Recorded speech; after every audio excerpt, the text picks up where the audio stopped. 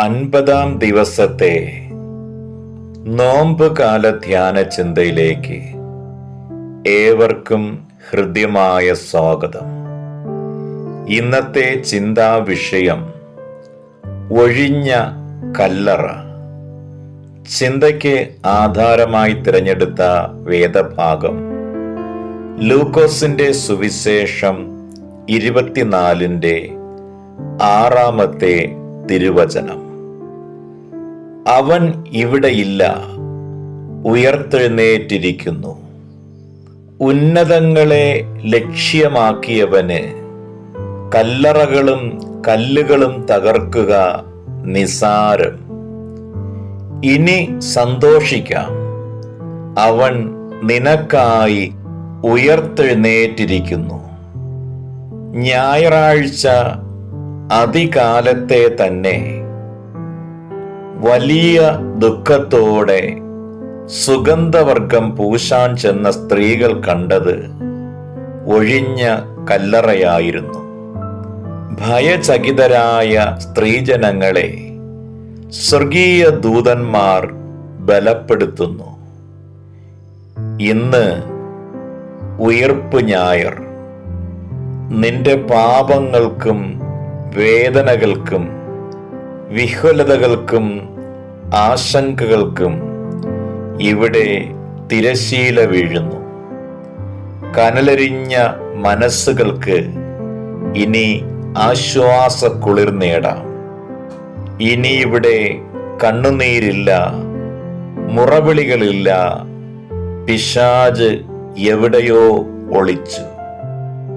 ക്രിസ്തുവിന്റെ പതനം കാണാൻ ഏറ്റവും ആഗ്രഹിച്ചിരുന്നത് അവനായിരുന്നല്ലോ. നീ നോമ്പാരംഭിച്ച ദിവസങ്ങളിൽ ചില പ്രശ്നങ്ങൾ ദൈവസന്നിധിയിൽ അവതരിപ്പിച്ചു കാണും. സംശയമില്ല, ഇന്ന് ക്രിസ്തു ഉയർത്തെഴുന്നേറ്റത് നിന്റെ പ്രശ്നത്തെ പുൽകാനാണ്, നിന്റെ വിലാപത്തെ നൃത്തമാക്കാനാണ്. മുറിയിൽ ഒറ്റയ്ക്കിരുന്ന് ഇനി നീ കരയേണ്ടുന്നവനല്ല. ആരും എന്നെ ചേർക്കാനില്ല എന്ന് കലമ്പൽ കൂട്ടേണ്ടതില്ല. എൻ്റെ രോഗശയ്യയിൽ ഞാൻ ഇന്നും തനിച്ചാണെന്ന് ഇനി നീ പറയരുത്. ഇതാ നാഥൻ എത്തിയിരിക്കുകയാണ്. പീഡനങ്ങളെയും കുന്തങ്ങളെയും മരണത്തെയും കല്ലറകളെയും ഭേദിച്ച് നിനക്ക് വേണ്ടി നിന്നെ തേടി ഇതാ ഹൃദയവാതിലിൽ ആരോ മുട്ടുന്നുണ്ട്. സംശയം വേണ്ട, അത് ഉയർത്തെഴുന്നേറ്റവൻ തന്നെ. വേദനയ്ക്ക് ശേഷമുള്ള ഉയർപ്പാണ് ക്രിസ്തീയ പ്രത്യാശയുടെ അടിസ്ഥാനം. സമർപ്പണ പ്രാർത്ഥനയ്ക്കായി നമുക്കൊരുങ്ങാം. ഇനിയുള്ള പ്രാർത്ഥനാ വാചകങ്ങൾ കേട്ടതിന് ശേഷം അല്പസമയം ധ്യാനിക്കുക.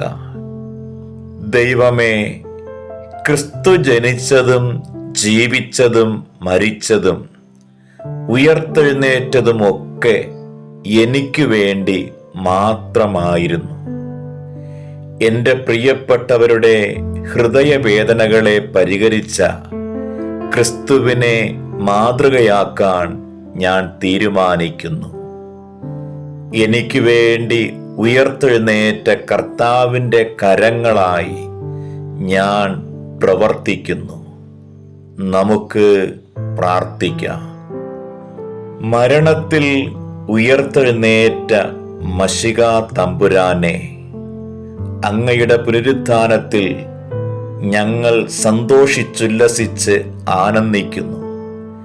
നിന്റെ നിരപ്പും സമാധാനവും ഞങ്ങളിൽ വാഴുമാറാകണമേ. ആമേൻ. പ്രശസ്ത ഫ്രഞ്ച് ചിത്രകാരൻ പിയർ ആഗസ്ത് റെൻവാർ സന്ധിവാതം പിടിപെട്ട് കിടപ്പിലായി. കഠിനവേദന കടിച്ചമർത്തിക്കൊണ്ട് അയാൾ പിന്നെയും ചിത്രങ്ങൾ വരച്ചു. ഒരാൾ ചോദിച്ചു, എന്തിനാണ് ഇങ്ങനെ കഷ്ടപ്പെടുന്നത്? പുഞ്ചിരിച്ചുകൊണ്ട് റെൻവാർ മറുപടി പറഞ്ഞു, വേദനകൾ കടന്നുപോകും, എന്നാൽ എൻ്റെ ചിത്രങ്ങളുടെ സൗന്ദര്യം എന്നും നിലനിൽക്കും. ക്രിസ്തുവിനോടൊപ്പം നോമ്പ് ദിനങ്ങൾ ധന്യമാക്കി തീർത്ത നിങ്ങൾക്ക് സ്നേഹത്തിൻ്റെയും സമാധാനത്തിൻ്റെയും പ്രാർത്ഥന നിർഭരമായ ഈസ്റ്റർ ആശംസകൾ നേരുകയാണ്. കുരിശിൻ്റെ വഴിയിലൂടെ യാത്ര തുടരുക.